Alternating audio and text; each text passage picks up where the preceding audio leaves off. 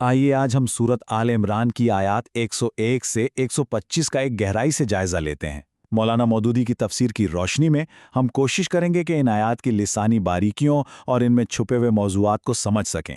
तो आज हम किन चीज़ों पर बात करने वाले हैं? हमारा ये सफ़र 4 अहम मौजूआत पर होगा। हम इत्तेहाद की बुनियादों से शुरू करेंगे, फिर देखेंगे कि इस उम्मत का मकसद क्या है, उसके बाद समाजी ताल्लुकात पर रहनुमाई और आखिर में मैदान जंग से मिलने वाले असबाक पर बात होगी।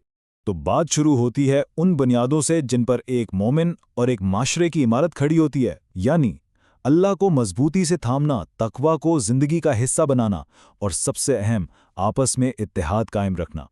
आयत 101 में एक ज़बरदस्त वादा है। ज़रा इस लफ्ज़ यातसिम पर गौर कीजिए। इसका मतलब सिर्फ पकड़ना नहीं, बल्कि किसी चीज़ को पूरी ताकत और हिफाजत की नीयत से थाम लेना है। और फिर फ़कत का इस्तेमाल इस बात पर मोहर लगा देता है कि जो अल्लाह को इस तरह थाम लेगा उसकी हिदायत तो यकीनी है। ये आयत ईमान का एक बहुत बड़ा मुतालबा सामने रखती है। अल्लाह से डरो जैसा कि उससे डरने का हक है। और फिर कहा वला तमूतुन्ना, यानी खबरदार मौत ना आए मगर इस हाल में कि तुम मुस्लिम हो। मतलब ये कि ज़िंदगी ऐसे गुजारो कि हर लम्हा इस्लाम पर कायम हो, ताकि जब भी मौत आए इंसान अल्लाह का फरमाबरदार ही पाया जाए। अब यहाँ कुरान एक ऐसा इस्तिआरा इस्तेमाल करता है जो वाकई जहन में नक्श हो जाता है। हब्लुल्लाह, यानी अल्लाह की रस्सी। ये अल्लाह का दीन है।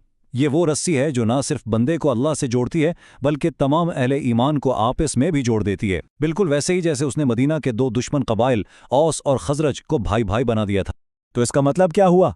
ये हबल सिर्फ एक इनफरादी ताल्लुक का नाम नहीं है। ये वो इज्तिमाई रिश्ता है जो पूरी उम्मत को एक लड़ी में पिरोता है और इसे तफरक्के और फूट की आग में गिरने से बचाता है। और फिर फौरन बाद एक वार्निंग आती है कि उन लोगों की तरह ना हो जाना जिन्होंने दीन की बुनियादी बातों को छोड़कर छोटी छोटी फुरूई चीज़ों पर झगड़ा किया और ग्रोहों में बट गए। ये पिछली कौमों की तबाही की सबसे बड़ी वजह थी। अच्छा, तो जब इत्तेहाद की बुनियादें रख दी गईं, तो अब कुरान आगे बढ़ता है और बताता है कि इस उम्मत का मकसद क्या है, इसकी शनाख्त क्या है, आखिर इसे दुनिया के सामने लाया ही क्यों गया है। खैर उम्मत यानी बेहतरीन उम्मत, ये कोई मामूली खिताब नहीं है, लेकिन ये एजाज़ किसी नस्ल या कौमियत की वजह से नहीं है। ये एक जिम्मेदारी है, और वो जिम्मेदारी क्या है? नेकी को कायम करना और बुराई को मिटाना। असल में ये आयत दुनिया की क़ियादत बनी इसराइल से लेकर उम्मत मुहम्मदी को सौंपने का एक बाकायदा ऐलान है। ये एक बहुत ही गहरा और इनकलाबी ऐलान है। तुम बेहतरीन उम्मत हो जिसे इंसानों के लिए निकाला गया है। तारीख में पहली बार इमामत का मनसब किसी खानदान या कबीले से हटाकर एक नज़रियाती गुरोह को दिया जा रहा है, जिसकी बुनियाद सिर्फ और सिर्फ ईमान और अमल है। यहाँ एक और बहुत ही कमाल की मिसाल दी गई है। कहा जा रहा है कि जो लोग ईमान नहीं रखते उनका खर्च करना ऐसा है जैसे एक हवा चले, लेकिन इस हवा में सिर यानी शदीद ठंडक या पाला हो। ये हवा खेती को फ़ायदा पहुंचाने के बजाय उसे जलाकर राख कर देती है। बिल्कुल इसी तरह ईमान के बगैर किया गया नेक अमल भी आखिरत में कोई फ़ायदा नहीं देगा। अब बात आती है समाजी और सियासी ताल्लुकात की। कुरान यहाँ बहुत अमली रहनुमाई देता है और बताता है कि किस पर भरोसा किया जाए और किससे मोहतात रहा जाए। इस आयत में लफ्ज़ बिताना इस्तेमाल हुआ है। ये अरबी में कपड़े के अंदरूनी अस्तर को कहते हैं, यानी वो शख्स जो आपके सारे राज जानता हो। यहाँ मुसलमानों को ख़ासतौर पर अंसार को खबरदार किया जा रहा है कि अपने अंदरूनी मामलात और राज उन लोगों से ना शेयर करें जो बज़ाहिर दोस्त हैं लेकिन दिल में बुग़्ज़ रखते हैं और फितना फैलाने का कोई मौका हाथ से जाने नहीं देते। ये आयत एक बहुत ही अजीब, एक यकतरफा ताल्लुक़ की तस्वीर खींचती है। फरमाया जा रहा है कि तुम तो उनसे मोहब्बत करते हो क्योंकि तुम तो उनकी किताबों को भी मानते हो, लेकिन वो तुमसे मोहब्बत नहीं करते क्योंकि वो तुम्हारी किताब को नहीं मानते। तो ये कैसी दोस्ती है जिसमें मोहब्बत सिर्फ एक तरफ से हो? ये तो सरासर नादानी है। और अब हम आते हैं आखिरी हिस्से की तरफ, जहाँ ये सारे उसूल इत्तेहाद, नज़्म व ज़ब्त और ईमान एक हकीकी मैदान जंग में आजमाए जाते हैं। ये जंग ओहद का बयान है। तो अब हम पहुँच गए हैं शवाल 3 हिजरी, जंग ओहद के मैदान में। ये वो लम्हा था जहाँ ईमान को खौफ और लालच जैसी चीज़ों से परखा जा रहा था।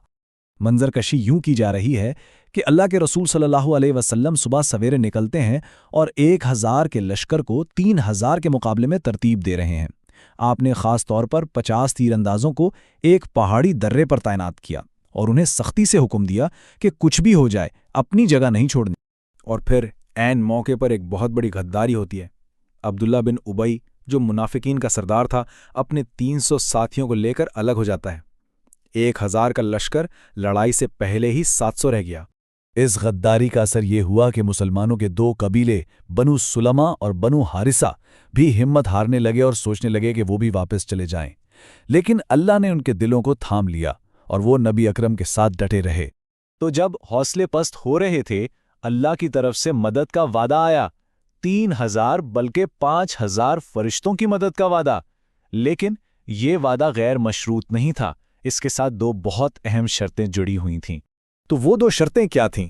پہلی صبر، یعنی مشکل حالات میں ثابت قدم رہنا، اپنی جگہ پر ڈٹے رہنا، اور دوسری تقوی، یعنی اللہ کا خوف اور اس کے رسول کی مکمل اطاعت، مکمل ڈسپلن۔ اور احد کی شکست کی وجہ یہی بنی۔ جب تیر اندازوں نے دیکھا کہ جنگ جیتی جا رہی ہے تو انہوں نے صبر اور تقوی دونوں کو چھوڑ دیا۔ انہوں نے مال غنیمت کے لیے نبی کے حکم کو توڑا اور اپنی جگہ چھوڑ دی، اور اسی لمحے غیبی مدد کی شرط بھی ٹوٹ گئی اور جیتی ہوئی جنگ ہار میں بدل گئی۔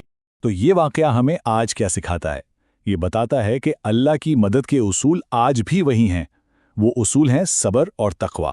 تو سوال یہ پیدا ہوتا ہے کہ ہم آج اپنی زندگی کے میدانوں میں انفرادی اور اجتماعی طور پر صبر اور تقوی کو کیسے قائم رکھ سکتے ہیں؟